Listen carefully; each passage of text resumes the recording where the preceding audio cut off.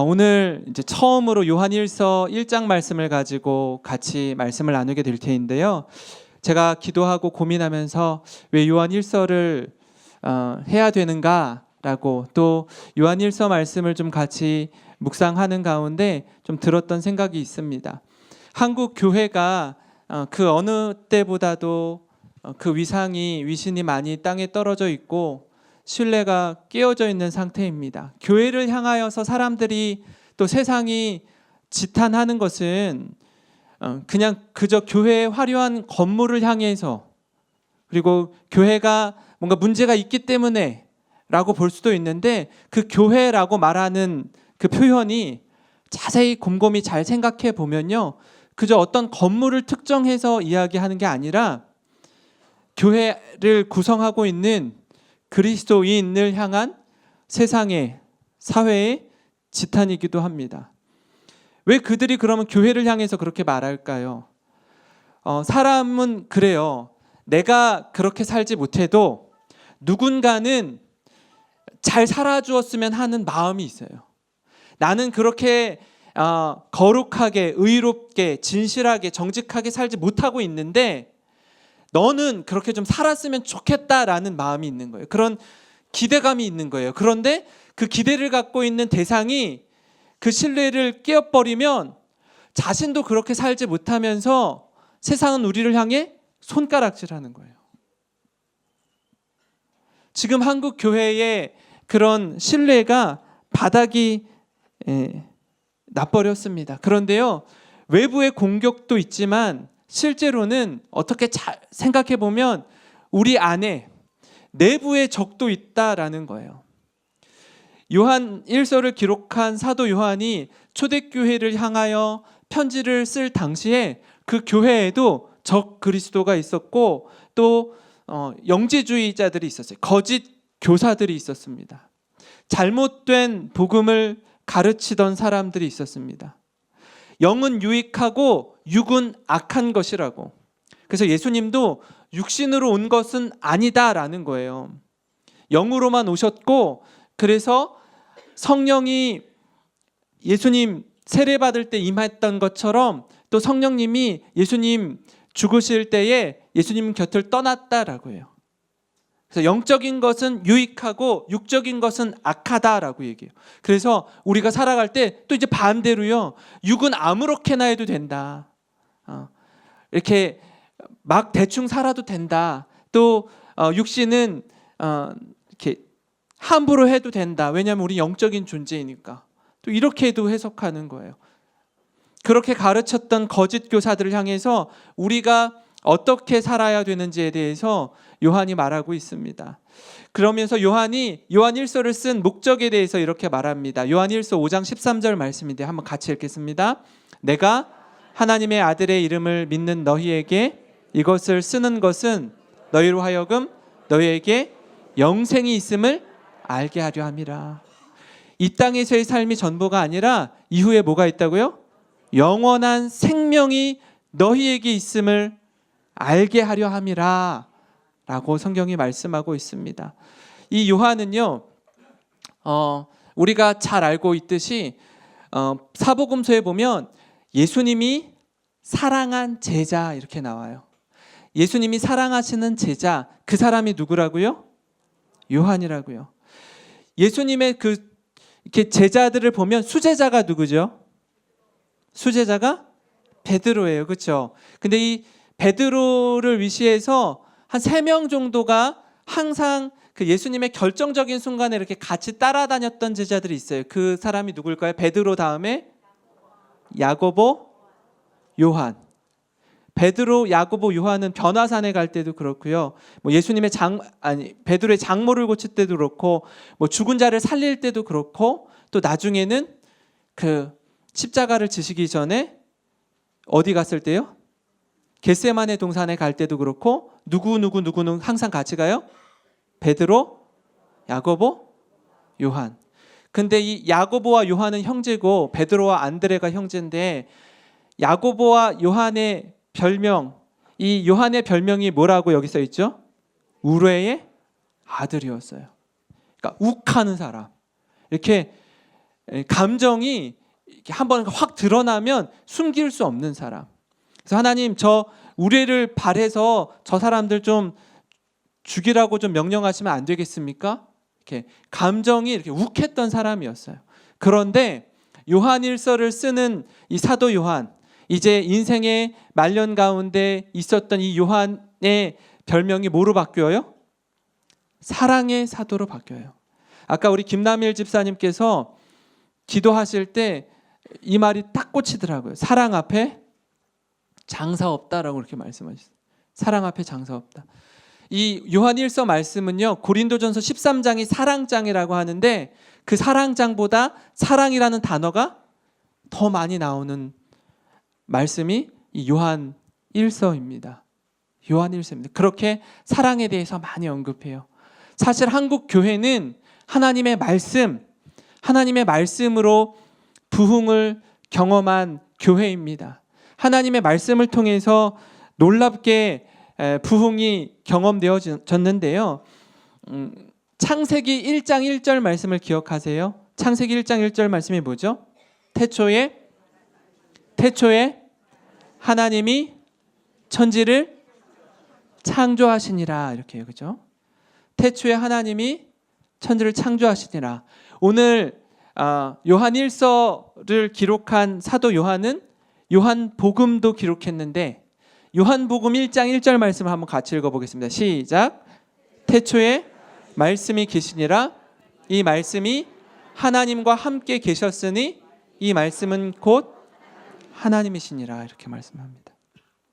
태초에 말씀이 계셨는데요, 이 말씀은 곧 하나님이시라고 말씀합니다. 이 말씀이 누구냐면 이 말씀은 곧 하나님이라라고 하는 이 말씀이 예수 그리스도를 가리킵니다. 말씀이 육신이 되어 우리 가운데 거하심에 우리가 그의 영광을 보니 아버지의 독생자의 영광이요 은혜와 진리가 충만하더라. 말씀이 육신이 되신 예수 그리스도를 가리킵니다. 또 마태복음 1장 23절 말씀을 읽어보겠습니다. 보라, 처녀가 잉태하여 아들을 낳을 것이요 그의 이름은 임마누엘이라 하리라 하셨으니 이를 번역한즉 하나님이 우리와 함께 계시다 함이라. 임마누엘의 뜻이 뭐라고요? 하나님이 우리와 함께 계시다 함이라. 예수 그리스도의 또 다른 이름이 임마누엘이었습니다. 하나님이신 그분이 제2위 성자 하나님 예수 그리스도이신 그분이 이제 이 땅 가운데 오셔서 우리와 함께 계셨다라는 뜻입니다. 그 함께 하신 예수 그리스도, 그 말씀을 통해서 한국 교회가 부흥을 경험하게 되었는데요.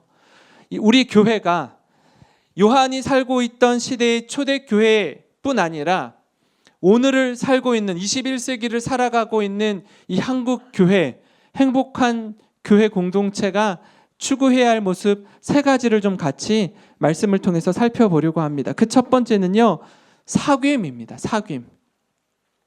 오늘 읽은 말씀 요한일서 1장 3절에 이렇게 기록되어 있습니다. 우리가 보고 들은 바를 너희에게도 전함은 너희로 우리와 사귐이 있게 하려 함이니 우리의 사귐은 아버지와 그의 아들 예수 그리스도와 더불어 누림이라, 이렇게 말씀합니다. 우리가 남에게 들었던 이야기를 전하는 것과 내가 경험한 이야기를 다른 사람에게 전하는 것에는 큰 차이가 있습니다. 그렇죠? 네. 사도 요한은 예수님의 제자였을 뿐 아니라 예수님께서 십자가에 달려 돌아 가실 때까지 곁에 있었던 제자였습니다. 그렇죠? 예.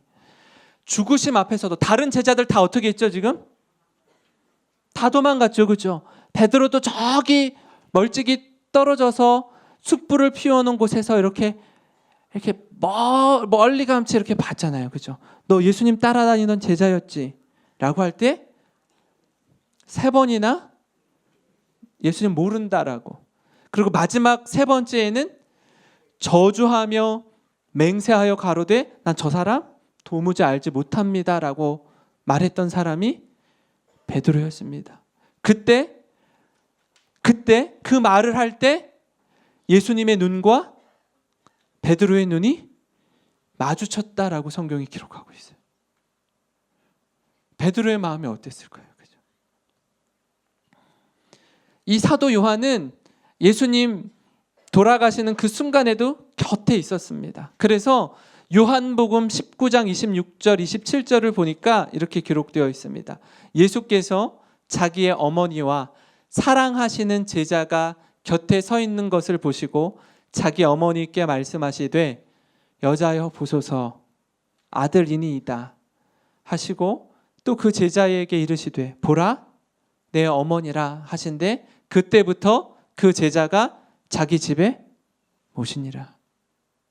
예수님께서는 목숨을 다하시면서까지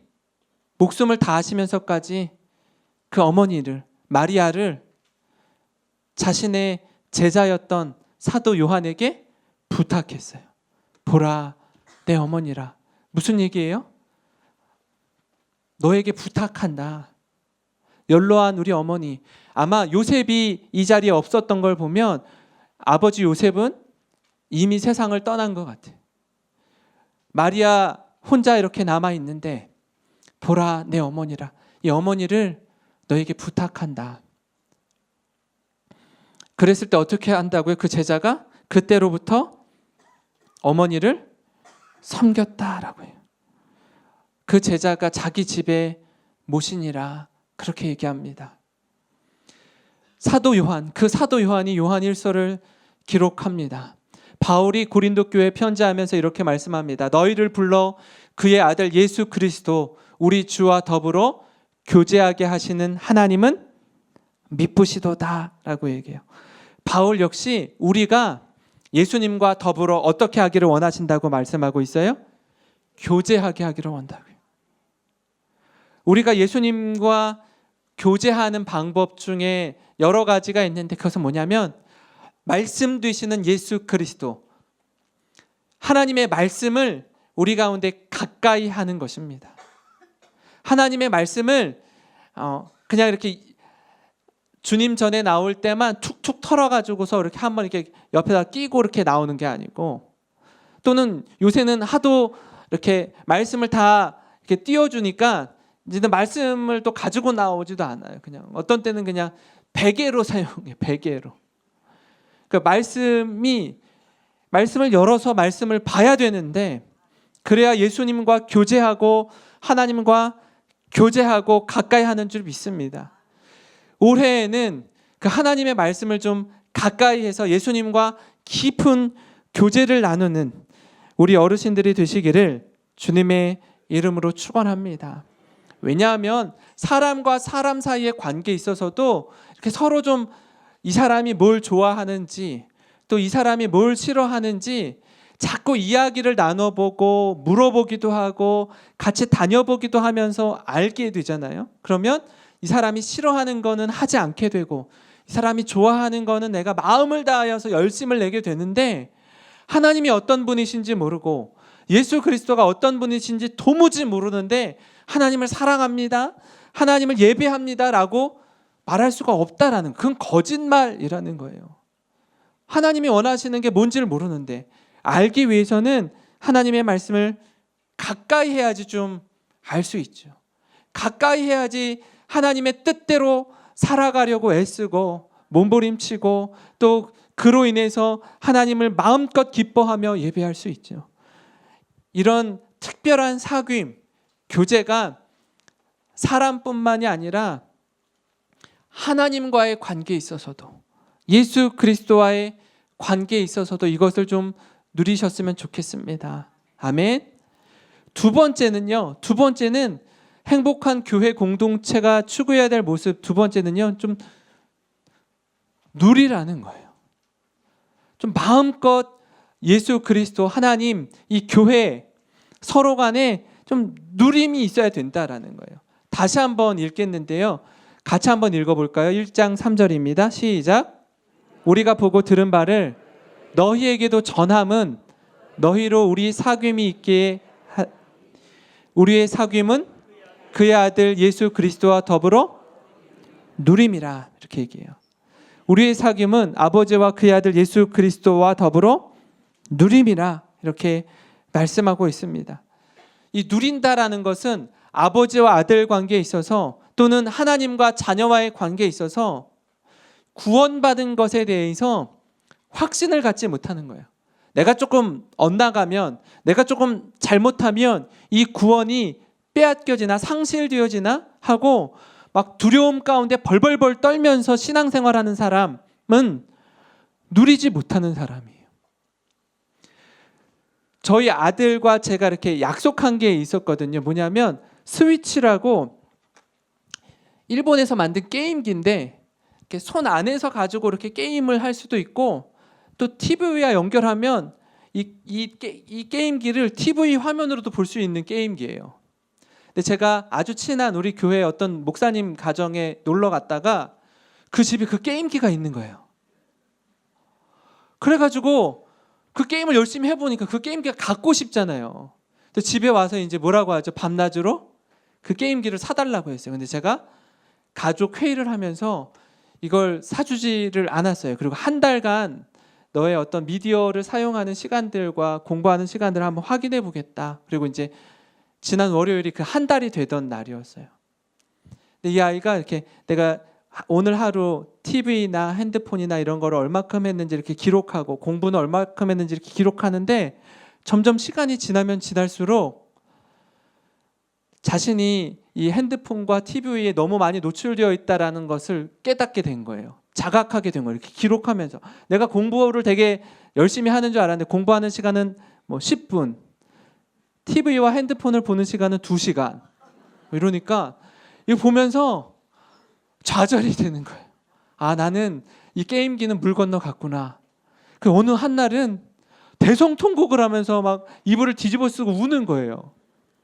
왜 그런가 그랬더니 내가 너무 게임을 많이 해. 막 내가 절제가 안 돼가지고 막 펑펑 울더라고요. 그래서 나는 아빠 게임기가 물 건너간 것 같다고. 너무 이렇게 보면서 너무 재미있잖아요. 아이가 자기 스스로 그게 얼마나 억울하고 원통하고 나는 왜 이것밖에 안 될까 하고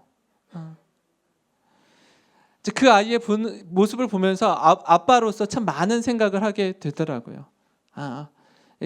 그러면서 그 다음날 일어나서 또 TV를 보는 거야. 그렇죠. 자기도 알아. 그럼 또 울고 막 엄청 재밌더라고요. 그 모습을 보면서. 이게 아빠로서 이렇게 아들을 보는 모습이 참 놀랍더라고요. 그 마치 성경을 보면 그 누가복음 15장에 보면 탕자가 나오잖아요. 그죠? 탕자가 나요. 첫째 아들, 둘째 아들. 둘째 아들은 아버지가 돌아가시지도 않았는데도 불구하고 미리 유산을 달라고 해서 아주 버르장머리 없는 자식이죠. 되먹지 않은 자식이죠. 나가서 허랑방탕하게 살고 이제 돌아오는데 그 아들마저도 이렇게 맞아주는 아버지. 그 아들마저도 맞아주는 아버지를 보면서 집안에 있던 첫째 아들은 분노해요. 그게 이제 누가복음 15장 28절부터 30절에 나와 있는데 제가 읽어드리겠습니다. 그가 노하여 들어가고자 하지 아니하거늘 아버지가 나와서 권한대 아버지께서 때 대답하여 이르되 내가 여러 해 아버지를 섬겨 명을 어김이 없거늘 내게는 염소 새끼라도 주어 나와 내 벗으로 즐기게 하신 일이 없더니 아버지의 살림을 창녀들과 함께 삼켜버린 이 아들이 돌아오매 이를 위하여 송아지를 잡으셨나이다. 누구의 목소리예요? 큰아들의 목소리예요. 큰아들은요 아버지와 더불어 누리지 못했어요. 얘야 내게 다 너의 것인데 얘는 지금 죽었다가 살아난 아들인데 내가 이 아들을 위해서 기뻐하는 것이 마땅하지 아니하냐. 그러지 않은 거예요. 집에 있던 큰아들은요 아버지와의 누림이 전혀 없었다라고 얘기합니다. 스킨십이나 함께하는 시간들, 운동하고 땀 흘리고 뛰어놀고 공감하고 함께 울고 웃는 시간이 없었다라는 겁니다. 이 렘브란트의 돌아온 탕자의 그림 지난번에도 한번 봤던 것 같습니다. 아버지가 아들을 꼭 끌어안습니다. 머리도 다 벗겨졌고요. 신발도 한쪽은 벗겨져서 굳은 살이 박여 있고, 저기 빨간 망토를 두르고 있는 아버지 말고 그 옆에 이렇게 우두커니 서 있어서 이렇게 쳐다보는 저 친구가 첫째 아들이거든요. 긴 나무 막대기 하나를 들고서 바라보는 시선이 곱지 않습니다. 바라보는 시선이 곱지 않아요. 아버지의 마음 같지 않습니다. 이 그림을 그린 렘브란트는요, 자녀들이 여럿 있었는데 다 어렸을 때 자녀들이 다 죽었어요. 마지막 남았던 아들조차도 자기보다 먼저 세상을 떠났습니다. 자기가 낳은 자녀가 자기보다 다 먼저 죽었어요. 자신이 1669년에 생을 마감하게 되는데 시력까지 다 잃게 됩니다. 그렇게 잃어가는 과정 속에서 그린 작품입니다. 무슨 생각으로, 어떠한 마음으로 저 그림을 그렸을까요? 하나님 아버지의 그 마음 좀 누렸으면 좋겠다. 지난번 아마 담임 목사님께서 말씀을 전해 주실 때 그런 얘기를 했죠. 그 안나 까레리나인가, 그죠?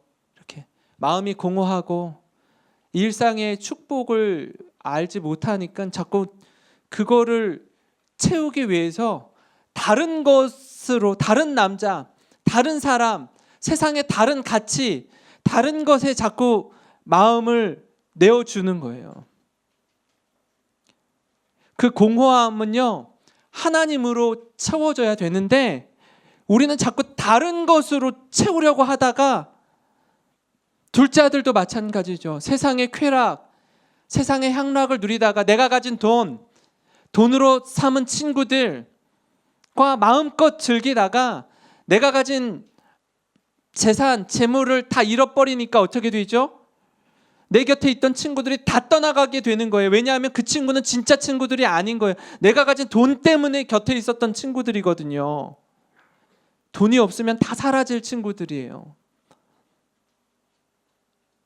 그가 짐승만도 못한 자리, 돼지가 먹었던 주염 열매조차도 먹을 수 없는 자리에 이르자 아버지께로 돌아왔거든요. 하나님으로 채워질 수 있는 그 내 마음의 한켠, 그것을 하나님으로 채우는 우리 어르신들이 되시기를 주님의 이름으로 축원합니다. 최근에 제가 이거를 보려고 하진 않았는데 하도 많은 분들이, 어떤 분 장로님, 권사님, 집사님들이 이거를 보셔야 된다고 자꾸 얘기를 하는 거예요. 그래가지고 이게 그럼 언제 합니까? 그랬더니 금요일, 토요일 날 11시에 한대, 밤에. 너무 늦은 시간이잖아요. 어떤 장로님이 그러시더라고요. 요새는 아주 뜨겁게 금요기도회가 진행되고 있는데 사람들이 조금 일찍 집에 가는 것 같대. 기도를 좀 더 깊이 하다가 가셔야 되는데 11시에 하는 이거를 보려고 조금 일찍 자리를 뜨는 것 같아요. 이제 다 끝났나요? 이제 한 회가 남았나? 그런 20회인데 제가 1회부터 막 다시 보기를 통해서 좀 이렇게 봤어요. 봤는데 이분들이 나와서 뭐 대한민국 상위 0.1%, 0.01%의 세상을 이렇게 보여주면서 이렇게 학벌 위주의 사회에 대해서 아주 신랄하게, 아주 적나라하게 비판하는 내용을 봅니다. 뭐 1대, 2대, 3대째 가문, 서울 의대를 들어가야 하고 그걸 동경하고 그걸 이렇게 내몰고 해서 자녀들을 아주 죽을 힘을 다해서 수십억짜리 코디네이터를 준 강사를 붙여가지고서 전 과목 100점 맞게 해서 어쨌든 모든 것, 봉사활동까지 관리를 해서 좋은 대학에 입학시키려고 하는 그 부모들의 욕심, 또 그것에 또 부응하기 위해서 열심히 미치도록 공부하는 자녀들의 모습. 그런데 거기에 어떤 친구들은 분노를 가지고 공부를 하고, 어떤 친구들은 자기 의를 가지고 미친 듯이 공부해서 그 안에서 벌어지는 내용들을 기록하고 있는데, 그러다 자살하기도 하고, 그러다 부모 자녀가의 관계가 깨어지기도 하고, 이렇게까지 살아야 하나? 이게 과연 정말 행복한 삶일까? 모두 다 거짓말쟁이들이고 그걸 아무렇지도 않게 생각하고 서로가 서로를 향해서 분노와 원망을 일삼고 부모가 자녀를 향해서 자녀가 부모를 향해서 내가 너를 위해 얼마나 많은 걸 희생했는데 네가 어떻게 나한테 이럴 수 있어? 자녀들은 부모를 향해서 뭐라고 그러죠? 누가 언제 이렇게 해달라고 했어요? 누가 언제 이렇게 해달라고 했냐고. 그리고 대드는 거예요. 누구를 위한 삶인가요? 누구를 위해서? 누구를 위해서 이렇게 몸부림쳐요? 부모는요, 내 자식 이렇게 만든 건 코디네이터 당신이 이렇게 만든 거야 라고 얘기하고, 코디네이터는 부모인 당신이 서울의대 가게끔 하라고 나한테 요구했잖아요. 내가 잘못한 거예요? 아무도 책임지지 않는 사회예요. 아무도 책임지지 않아요.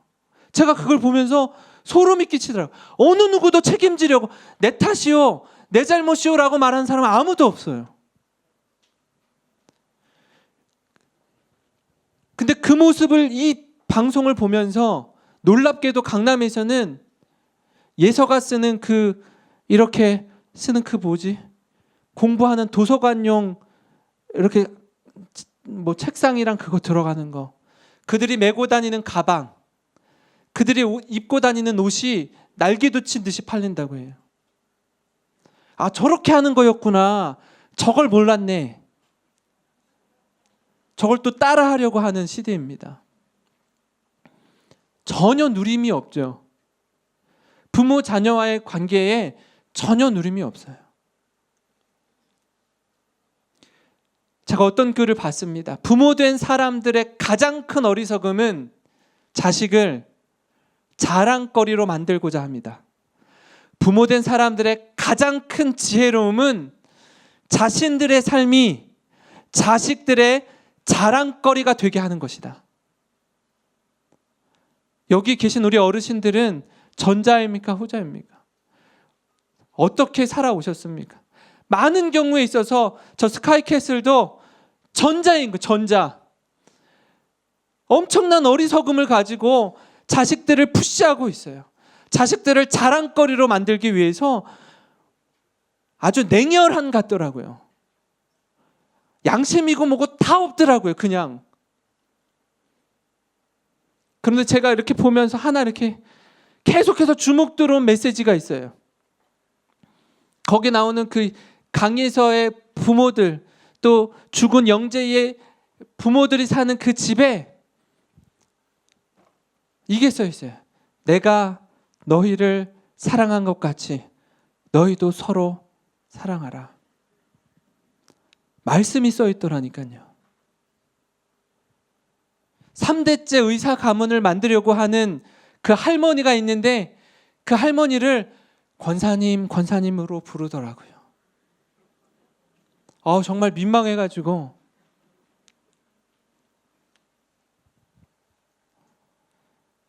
어떤 양심도 없어요. 자식을 자랑거리로 만들기 위해서는 어떤 양심도 없습니다. 여기 계신 우리 어르신들께서 부모된 사람들의 가장 큰 지혜로움, 그것은 자신들의 삶이 자식들로 하여금 자랑거리가 되게 하는 그 자리에 서시는 우리 행복한 모임 어르신들이 되셨으면 좋겠습니다. 그 자리로 나아가셨으면 좋겠어요. 마지막으로 행복한 교회 공동체가 추구해야 할 모습, 그 세 번째는요, 기쁨입니다. 기쁨. 1장 4절 말씀을 같이 읽겠습니다. 우리가 이것을 쓰면 우리의 기쁨이 충만하게 하려 함이라. 영원한 형벌로부터 영원한 생명으로의 구원받은 자의 기쁨, 주님과의 교제를 통해서 경험되어지는 기쁨, 내 것을 나누어서 이웃을 섬김으로 누리는 그 기쁨을 누렸으면 좋겠다라고 사도 요한이 우리에게 말하고 있습니다. 우리가 지지난 학기 때 배운 빌립보서 말씀을 통해서 로마 감옥에 갇혔던 사도 바울이 빌립보 교회 성도들을 향하여 말했던 그 명령, 선언, 고백이 뭐였어요? 주 안에서 항상 기뻐하라. 내가 다시 말하노니 기뻐하라 라고 합니다.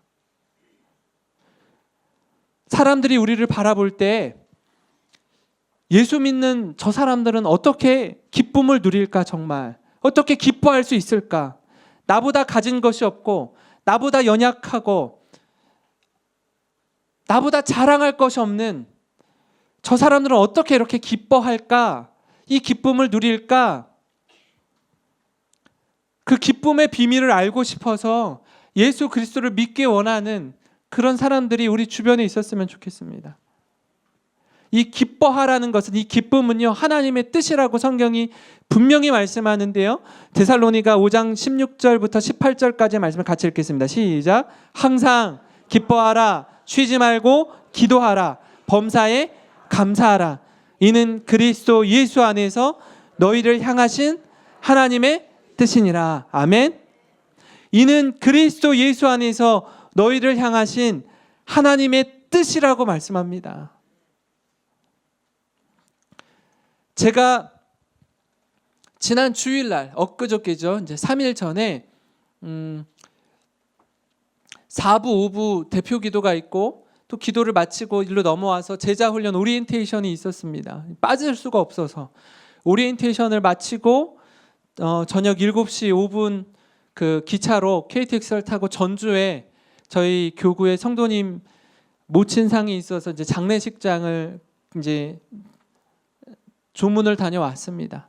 전주역에 내렸어요. 전주역에 내려서 이제 택시들이 쫙 있고 이제 기차에서 내린 사람들이 이제 택시를 타고 집으로 향하는데 저도 이제 타고 전주 예수병원 장례식장을 향해 갔습니다.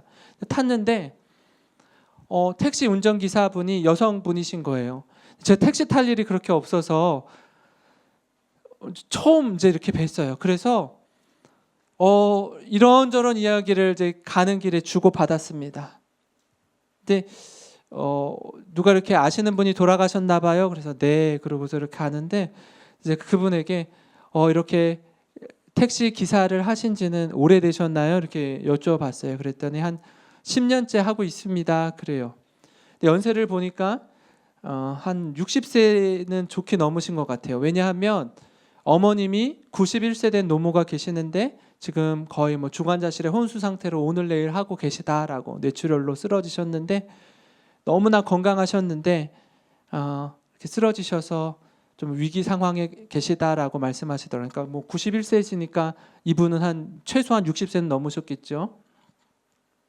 오랜 시간 하시는 거예요. 그러면 택시 운전을 하루에 얼마큼 하세요? 몇 시간 하세요? 그랬더니 적게는 11시간, 많게는 한 13시간, 14시간 합니다 라고 해요. 그래서 제가 깜짝 놀랐어요. 어떻게 그렇게 오랫동안 운전을 하세요? 라고 했는데 이렇게 해야 이제 먹고 삽니다. 그래서 그러면 이렇게 한 13시간 운전하시면 한 달에 한 어느 정도 한 200만 원은 버세요? 그랬더니 아니요 라고 하더라고요. 한 150에서 180만 원을 법니다. 그래요. 많지 않은 돈인 거예요. 사실 일하는 거에 비해서. 13만 원을 매일 산업금이라고 이렇게 입금을 해야 되기 때문에 13만 원을 회사에 하고 그 다음부터 버는 돈이 제 돈입니다. 월급은 적겠죠, 물론 기본급은. 그러면 13만 원을 모으려면 14만 원이 만들어지려면 하루에 얼마큼 운전하셔야 돼요? 10시간에서 한 11시간 하셔야 된다 그래요. 그러니까 그걸 넘겨야지부터 이제 내 돈이 되는 거예요. 근데 이분이 말하는 가운데 제가 이렇게 딱 귀에 새겨진 게 있었어요. 그게 뭐였냐면, 근데 아저씨, 근데 이게 24시간 돌리는 차는 12시간 뭐 11시간 운전하고 또 그 다음 사람이 11시간 운전하고 계속해서 이렇게 돌아가는데 제가 타고 있는 이 택시는 24시간을 돌릴 수 있는 택시입니다. 그래요. 자신이 24시간을 쓰고 또 그 다음에 또 24시간을 쓰는 거래요. 그러니까 24시간 중에 자신이 15시간, 16시간, 17시간 운전해도 괜찮은 택시인 거예요. 그러면 욕심이 있으면 어떡하겠어요? 더 많이 하면 돼요. 더 많이. 돈을 더 많이 벌기 위해서 15시간, 16시간, 17시간 이렇게 운전하면 되는데 오랜 시간 해보니까 그렇게 하지 않고 요 시간으로 본인이 이렇게 딱 정해놓은 이유가 있습니다. 조금 더 욕심을 부리면 집중력이 흐려지더라고요. 그러면 사고 날 위험이 높아진다는 거예요. 그래서 내가 더 하고 싶지만 내 건강을 위해서도 그렇고 승객의 안전을 위해서도 그렇고 어떻게 해요? 절제하는 거예요. 절제하는 거예요. 저는 그게 딱 새겨지더라고요. 더 많이 할 수 있어요. 더 많이 벌어야 되니까. 욕심이 앞서면 위기 상황이 발생하는 거예요. 그래서 그렇게 하지 않습니다라고 해요. 그리고 이전에는 이렇게 더 빨리 좀 더 속도를 내서 요리조리 막 쏙쏙쏙쏙 다녀보고 했다고 해요. 근데 지금은 그렇게 하지 않는데, 왜냐하면 그렇게 하면 자신도 위험하고 승객도 위험하니까. 그러니까 조금 천천히 가도 조금 돈을 덜 벌어도 만약에 그러다가 사고가 나면 번 돈 다 까먹는다는 거예요. 그럼 누워가지고 너무 마음이 힘들대요. 그러니까 많은 것들을 계산하고 따지고 생각해보면 이게 더 안전하고 오랜 시간 운전할 수 있고 또 충분히 필요한 만큼의 돈을 벌 수 있어서 너무 지혜롭지 않습니까? 많이 생각하게 되더라고요. 근데 그 장례식장에서 돌아오는 택시를 탔더니 그분은 그렇게 운전하시더라고요. 요리조리 막 쏙쏙쏙쏙쏙쏙 골목골목으로 신호가 걸리면 요 골목을 쏙쏙쏙쏙 하더라고요. 그래서 갈 때는 7,700원이 나왔는데 올 때는 6,500원이 나오더라고요. 그러니까 1,200원이 더 그분은 그렇지만 시간을 세이브한 거잖아요. 그러면 또 다른 손님을 태우면 되니까. 근데 그 차이가 많지 않은 거예요, 사실은. 많지 않은 거예요. 진짜 기쁨을 누리지 못하는 거예요. 제가 막 멀미가 나더라고요. 막 속이 막 올렁올렁 막 이러는 거예요. 많은 생각을 하게 되었습니다. 많은 생각을. 느헤미야는요, 바벨론 포로 이후에 3차 포로 귀환 때에 성벽 재건을 하고 신앙적으로 회복 운동을 에스라와 함께 펼쳤던 사람인데, 하나님의 말씀 에스라가 이렇게 읽습니다. 하나님의 율법책을 낭독하고 그 뜻을 해석하여 백성에게 낭독하는 것을 다 깨닫게 하니 백성이 율법의 말씀을 듣고 다 우는지라. 총독 느헤미야와 제사장 겸 학사 에스라와 백성을 가르치는 레위 사람들이 이 모든 백성에게 이르기를, 오늘은 너희 하나님 여호와의 성일이니 슬퍼하지 말며 울지 말라 하고, 느헤미야가 또 그들에게 이르기를, 너희는 가서 살찐 것을 먹고 단 것을 마시되 준비하지 못한 자에게는 나누어 주라. 이날은 우리 주의 성일이니 근심하지 말라. 여호와로 인하여 기뻐하는 것이 너희의 힘이니라 하고. 다시 한번요.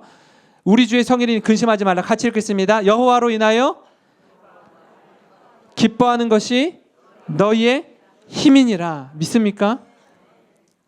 하나님의 말씀이 선포될 때에 우리의 죄인됨을 깨닫게 되고 나의 연약함을 깨닫게 되어지는데, 오늘은 주의 성일이니 여호와로 인하여 기뻐하는 것이 너희의 힘이니라.